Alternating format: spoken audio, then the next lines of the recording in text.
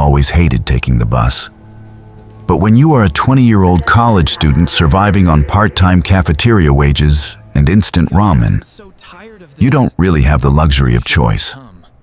In the late fall of 2021, I needed to get from Chicago, where I was attending university, back home to Omaha, Nebraska for the Thanksgiving holiday. A last-minute flight was entirely out of the question financially, and I didn't own a car, which left me with a single, grueling option: a 9-hour overnight Greyhound bus ride straight across Interstate 80. I booked a ticket for the 10 p.m. departure, figuring I could just put my headphones in, sleep through the miserable journey, and wake up in my hometown. The Chicago Greyhound station was exactly as depressing as you would expect late at night. It smelled faintly of floor wax and burnt coffee, filled with a random assortment of exhausted travelers, loud phone talkers, and people trying to sleep on the hard plastic terminal chairs. When they finally called my boarding group, I grabbed my heavy duffel bag and shuffled out into the freezing November air. The bus was idling loudly in the loading bay, a massive metal tube that felt vaguely claustrophobic the moment I stepped onto it. I walked about 3/4 of the way down the narrow aisle and chose a window seat on the left side. To my relief, the bus was only about half full, meaning I had the seat next to me entirely to myself. I shoved my bag into the overhead compartment, sank into the worn fabric seat, and pressed my knees against the plastic backing of the row in front of me. As the bus finally pulled out of the station and merged onto the highway, the driver killed the main cabin lights, leaving only the dim, ghostly blue glow of the aisle runners and the occasional passing street lamp illuminating the dark interior. For the first few hours, the ride was completely uneventful. I watched the sprawling city lights of the Chicago suburbs eventually fade away, replaced by the absolute pitch-black void of the rural Illinois highway. The ambient noise of the bus was a steady, lulling drone. The low hum of the massive diesel engine, the hiss of the air brakes, and the rhythmic thumping of the tires against the pavement joints. Most of the other passengers had immediately gone to sleep, their heads slumped against the windows or buried inside heavy winter coats. I pulled my faded green beanie down over my ears, turned on a downloaded true crime podcast, and closed my eyes. I drifted in and out of a shallow, uncomfortable sleep for a long time. I don't know exactly what time it was when the first disturbance happened, but based on the desolate, flat landscape outside my window, I knew we had already crossed the border into Iowa. I was jarred awake by the sudden, sharp vibration of my iPhone resting in my lap. I picked it up, squinting against the harsh glare of the screen in the pitch-black cabin. It wasn't a text message or an alarm. It was an Apple AirDrop notification popping up over my lock screen. A small preview window hovered at the bottom of the glass, reading, "iPhone would like to share one photo." I stared at it in groggy confusion. Because I lived in a crowded college dormitory, I usually kept my AirDrop settings open to everyone, so my friends could send me class notes or pictures without having to text them. And I had simply forgotten to turn it off before the trip. I thought back to the boarding line at the Chicago terminal. I had been one of the last people to get on, standing alone, scrolling through my phone with my AirDrop set to everyone. I hadn't noticed anyone paying attention to me at the time, but now I was certain someone had. Still, I figured it was just an accidental tap by a bored teenager sitting somewhere on the bus who was trying to send a meme to their friend and clicked my device by mistake. I hit the red decline button, locked my phone, and closed my eyes again. Less than 2 minutes later, the phone buzzed violently in my hand again. The exact same notification appeared. iPhone would like to share one photo. My annoyance temporarily outweighed my exhaustion. Wanting to clear the notification and maybe see what stupid joke someone was trying to share, I pressed the blue Accept button.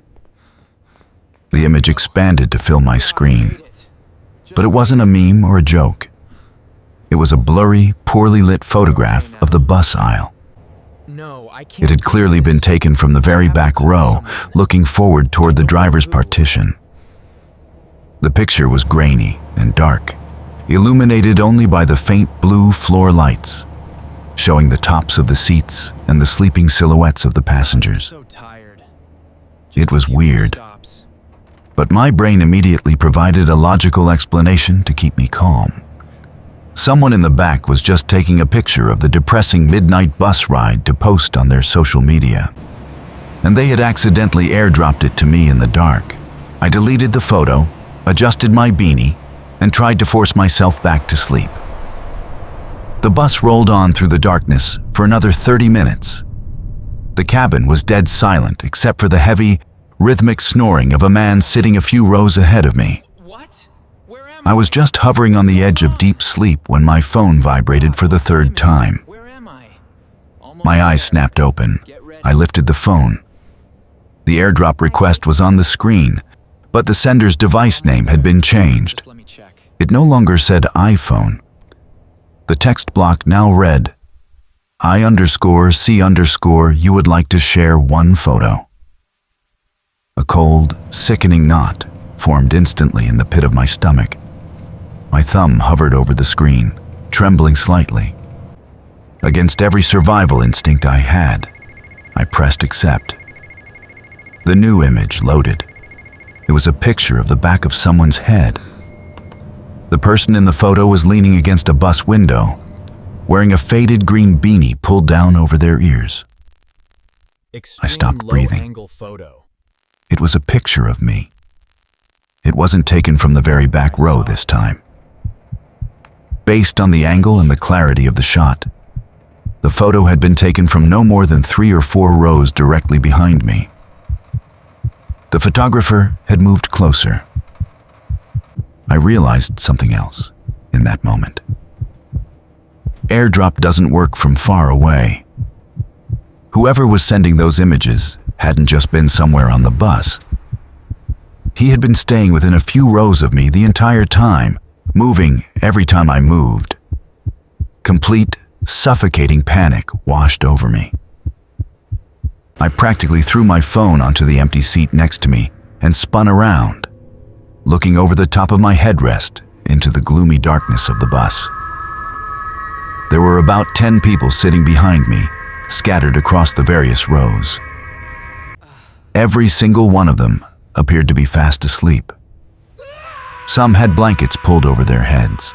Others were slumped awkwardly against the glass. Nobody was holding a phone up. Nobody was looking at me. The darkness made it impossible to see if anyone was faking it. I sat back down, my heart hammering a frantic rhythm against my ribs. I felt entirely exposed, trapped in a moving metal cage speeding down an empty interstate in the middle of nowhere, surrounded by strangers in the dark. I immediately went into my phone settings to turn my AirDrop off, but a deeply unsettling thought stopped me.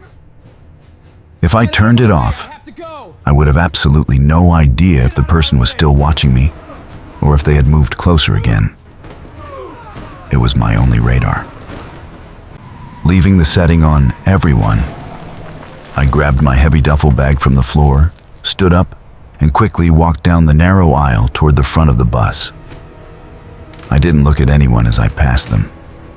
I went all the way to the second row, directly behind the driver's dark plexiglass partition, and practically threw myself into the window seat. I figured if I was sitting directly behind the authority figure driving the bus, whoever was playing this twisted psychological game would back off.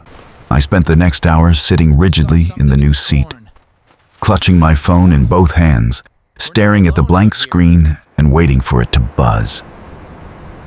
It never did. The steady motion of the bus and the complete lack of new notifications eventually began to chip away at my adrenaline. Human exhaustion is a powerful thing.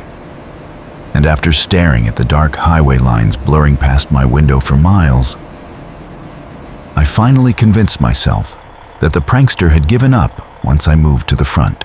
The heavy, warm air of the heater near my feet lulled me into a false sense of security.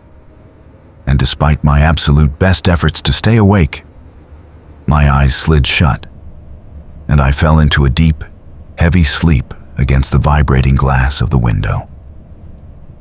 I don't know exactly how much time passed.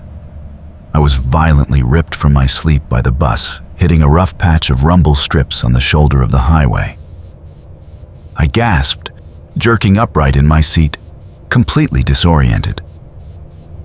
The bus was still dark, still hurtling through the endless Iowa cornfields. It was around 4:30 in the morning. I rubbed my face, trying to shake off the grogginess, and reached down into my lap to grab my phone to check the time. As soon as I touched the screen, it lit up. There was a pending AirDrop request waiting for me. The sender's device name had been changed one final time. The screen read, "Look_down, would like to share one photo." My blood turned to ice in my veins. My finger tapped the accept button purely out of terrified reflex. The photo was not taken from the back of the bus. It was a picture of my own face, sleeping peacefully against the window, illuminated faintly by the blue aisle lights. But it was the angle of the photograph that made my stomach drop into a bottomless void. The picture wasn't taken from behind me or from across the aisle. It was taken from an impossibly low angle, pointing straight up at the underside of my jaw and the collar of my jacket. The photographer wasn't sitting in a seat. The aisle dipped slightly lower than the seats, forming a narrow trench that was almost completely swallowed by shadow in the dark. With heavy coats hanging off the seat edges and only the faint blue floor lights illuminating the path, it created pockets of darkness deep enough for someone to move unnoticed, especially if everyone else was asleep. I slowly, agonizingly lowered my phone, my eyes tracking downward toward the empty floor space of the seat directly next to me. The shadows in the footwell seemed abnormally dense. Then, the shadows shifted. Crouched entirely on the floorboards, wedged in the dark, cramped space between the seats, with his knees pressed tight against his chest, was a man. He was looking straight up at me. In his right hand, resting just inches from my thigh, he was holding a smartphone, its camera lens still pointed directly at my face. He had crawled down the pitch-black, sunken aisle on his hands and knees while I was asleep, slipping completely undetected under the rows of seats until he was right beside me. I didn't think. I didn't speak. I let out a guttural, terrified scream, vaulted completely over the back of the empty seat, and slammed my fists against the driver's plexiglass partition. The driver jumped, swerving the massive bus slightly into the other lane before hitting the interior lights. The sudden, blinding fluorescent illumination flooded the cabin. The man on the floor scrambled out from under the seats like an insect. He didn't try to attack me. He bolted down the aisle toward the back of the bus, shoving past the groggy, confused passengers who were just waking up to my screaming. The driver slammed on the brakes, pulling the bus aggressively onto the gravel shoulder of the highway. Before the vehicle even came to a complete stop, the man reached the emergency exit window near the rear bathroom. He yanked the red release handle, kicked the heavy glass panel outward, and threw himself out into the freezing night. By the time the driver opened the main doors and shined a heavy flashlight out into the dark, the man was gone, completely swallowed by the endless rows of harvested cornfields. We waited on the side of that desolate highway for 40 minutes until the Iowa State Patrol arrived. They searched the fields and took statements, but they never found him. They told me he was likely a transient who bought cheap overnight tickets just to have a warm place to stay. but they couldn't explain the stalking. I still take buses sometimes out of sheer financial necessity, but I never sit near the back. I never sleep. And my AirDrop is permanently turned off. What I can't stop thinking about isn't how he got under the seat. It's how long he had already been there before I ever noticed the first notification.